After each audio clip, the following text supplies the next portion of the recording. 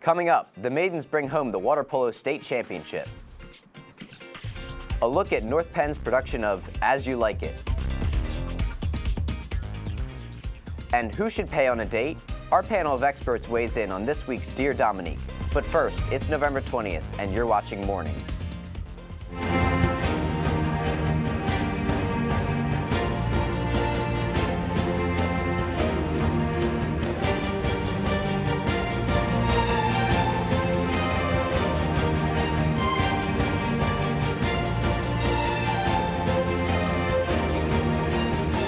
Hello and welcome to this edition of Mornings. I'm Eric Vitamin.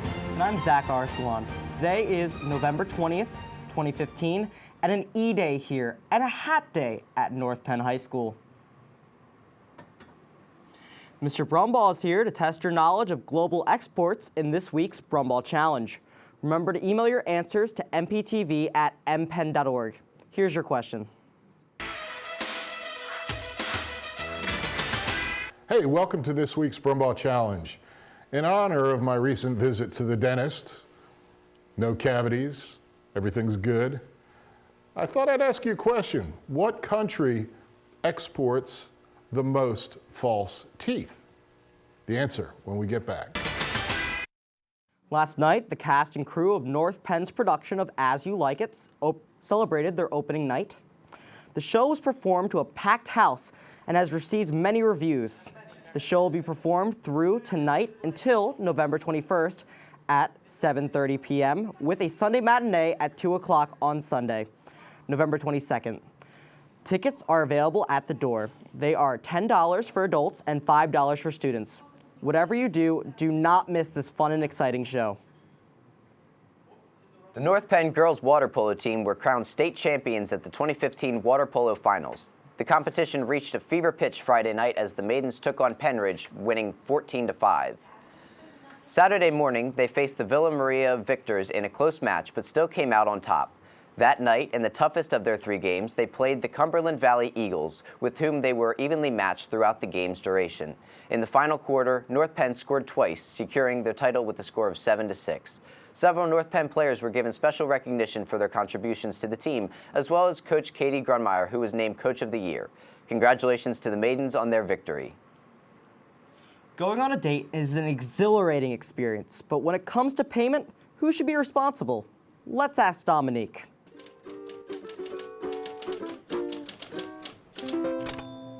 This week on Dear Dominique, a student has written in about the age-old question, who should pay on a date? Dear Dominique, so me and this hottie want to go steady, but there's this one thing that's making me think. He asked me to go out next Saturday, and normally I'd be excited, but the problem is he always wants to pay for our dates, which is sweet and all, but sometimes I feel I want to treat him. I wish he would let me pay sometime so I can show him I care just as much as he does. Am I being silly? Are there some rules that I don't know about? I'll drop a penny for thoughts. Please help. From Searching for Change. So when it comes to the question, a guy shouldn't mind paying for the girl because it's tradition, and in tradition, you're just doing it for someone you love, so it shouldn't be something you feel like you should owe them anything. It should just be simple and to the point, and a guy should pay because it's nice and it's tradition. I think whoever suggests the date should pay because it shows how much you care for the other person. And also, if you're already in a relationship, I think you guys should take turns, or maybe you guys could have a date jar where you have a bunch of money in a jar, and you should use that money that you put in together to spend on a date. I think that we split the cost of the date right between the two people, because if you think about it, paying for their food may lead to, hey, since love is money, why don't you pay me right out of this prison cell? So don't fund your booze criminal life, be independent, and money isn't the only language of love. So this was a great question to Dear Dominique this week, and as the experts, this is our opinion on the matter. I consider myself to be a very independent woman who's quite capable of paying for her own meals. However, chivalry isn't dead, so I had one rule when I used to be out in the dating world, and that was I would always offer to pay for the bill. And if the man that I was dating accepted that offer and took my money, then he didn't get a second date. But if he paid for the bill, then we went out again. And luckily I had enough to cover the $18.46 bill, so I got a second date. And here we are 4 years later. Yep, married with a little girl. Thank you for contributing to our show, Mr. and Mrs. Brett. As for everyone else, feel free to send your questions or suggestions to Dear Dominique's email, and maybe your question will appear on next week's show. North Penn High School student Janvi Patel has been nominated for a candidate for the Leukemia and Lymphoma Society's 2016 Student of the Year campaign. Nominated by the Board of Trustees, leadership team, and school administrator, Janvi has shown great leadership and dedication towards finding a cure for blood cancers such as leukemia, lymphoma, Hodgkin's disease, and melanoma. The campaign begins on January 11th and will continue through a grand finale gala on February 27th at the Lowe's Hotel in Philadelphia. Congratulations to Janvi for all of the strong efforts and dedication for finding a cure. Let's check in with Anissa Gardizzi for this week's Lowdown. Anissa? Thanks, Eric. This week, the FBLA is taking part in a video contest, and they need your votes. Go to the Pennsylvania FBLA Facebook page, scroll down until you see video number 7, and simply click like. It will say North Penn by the video number. It is a promotional video for the Ronald McDonald House Charities, which is the PA FBLA's state project this year. 3 North Penn students, Morgan Brett, Maddie Payton, and Amanda Skidmore, created this video. Voting ends this Sunday at 11:59 p.m., so please support the FBLA. In Mini-Thon news, today is the last day for our No Shave November fundraiser. Be sure to donate your spare change in Wait, is that Mr. Haley's bin? It is. Let me go ahead and make another contribution. Thank you.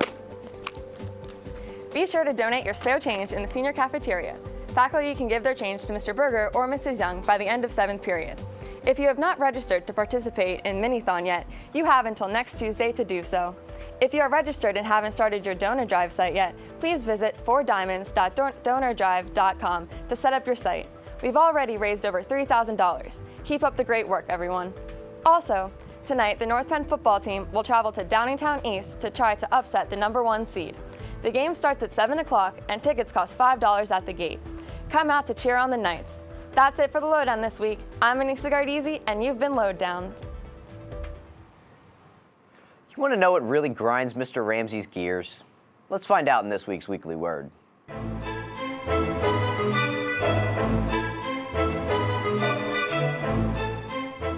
Good morning, I'm Mr. Ramsey, and it's pet peeve time on the Weekly Word. You know how some people use the word literally when they really mean figuratively? That kind of stuff drives me crazy. Well, here's a different word usage thing that I keep seeing lately. Imagine this. If somebody said, I'm not a biped, but I do stand upright and walk on 2 legs, that would be absurd, right? Yet, you hear a lot of public figures making statements like, well, I'm not a feminist, but I do believe that women should have the same rights and opportunities as men. Guess what? That's the actual definition of feminist from this dictionary. Now, every dictionary phrases things a little bit differently, so I did my homework and I checked all of them. And they really agree. Feminism is belief in social, political, and economic rights for women equal to those for men, and nothing more. So I'm not telling you to be one or to not be one. I'm just saying, if you believe that women should have the same rights and opportunities as men, you already are one. Just saying. See you next week. Students in Katie Curley's forensic science classes have been studying how to measure a crime scene for a criminal investigation. In class, they have created a crime scene and have been using meter sticks to measure distances and create a scale. But a visit to Keystone Precision Instruments showed the classes how a 3D CAD scanning system can greatly assist at a crime scene. After scanning the crime scene, the representatives showed the classes how the scanning software translates the scan into data points and pictures and makes measuring extremely easy and precise. The forensic science is a year-long elective offered to students who have successfully completed both a biology and chemistry class at North Penn High School. Recently, technology and engineering education teacher Mr. Kurt Reichwein was named the Pennsylvania High School Teacher of the Year. This award was given out at the 63rd Technology and Engineering Education Association of Pennsylvania and will be given out a second time on March 16th at the International Technology and Engineering Education Association in Washington, D.C. Congratulations to Mr. Reichwein for his massive accomplishments in the field of technology and engineering education. Stephanie Crane is back to give you the latest in this week's Night Crier Update.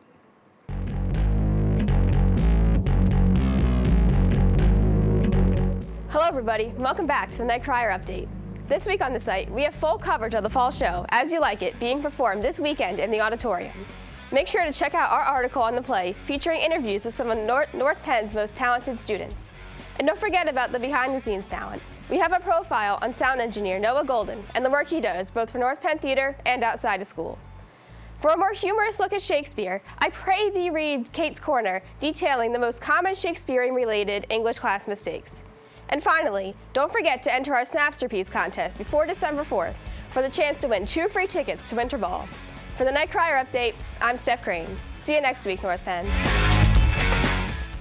Mr. Monero is here with members of the 2017 class cabinet to discuss their upcoming plans for Winter Ball. Mr. Monero? Yes, thank you very much. Good morning, North Penn. Ladies, I was driving in this morning to school, chilling out, in my truck, listening to more 101 FM. Christmas music, right? So it must be getting close to winter. Yes. So you guys have the Winter Ball coming up. Yes. Right? Let's hear all about it. Tickets, etc. Everything we need to know. Okay, well, the Winter Ball is early this year. It's December 19th from 7 to 10. It's our only all-school semi-formal dance, so make sure you buy your tickets.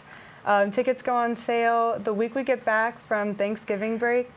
And they're at a discounted price this year. Ooh, discounts, we like that. Yeah, so this year it's only $20 the first week. So from November 30th to December 4th, it's going to be $20. And then the following week, which is the 7th to the 11th, it's going to be $25. So make sure you buy your tickets early. And during the first 2 days of sales, the first 15 sophomores, first 15 juniors, first 15 seniors, anyone who purchases their ticket will receive a free snow cone during that lunch. I mean, I don't know what other incentive there could be. Like, yeah. Excuse to be punctual and to get your acting gear, right? Yeah, definitely. All right. Now, Jess, we have Jess Salvarian and Kira Front, by the way, in case I forgot to mention who we have here. President, Vice President of Class of 2017. Jess, tell me about Twitter, because you guys have a way to select music, right? So you guys should all go follow at NPHS Class of 2017 on both Twitter and Instagram. And when you tweet or post at us using the hashtag WinterBallin and request a song, the top 10 most requested songs will be guaranteed to be played at the dance, as long as they're appropriate, but you do have to be following us. Yes. I might put in for Grandma Got Run Over by a Reindeer.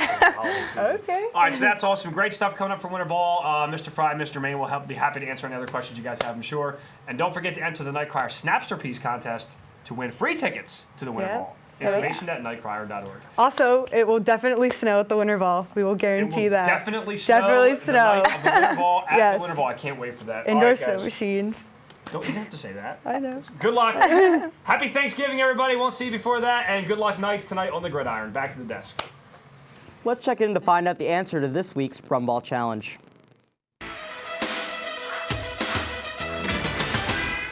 Hey, welcome back. The answer you've all been waiting for. The country that exports the most false teeth is Liechtenstein, a tiny country in Europe. Maybe that's why it's called Liechtenstein. I don't know. Bet you didn't know that, but now you do. Thanks for playing this week's Brum Ball Challenge. The winner of this week's Brum Ball Challenge is once again Mr. Swindell's domination in A11.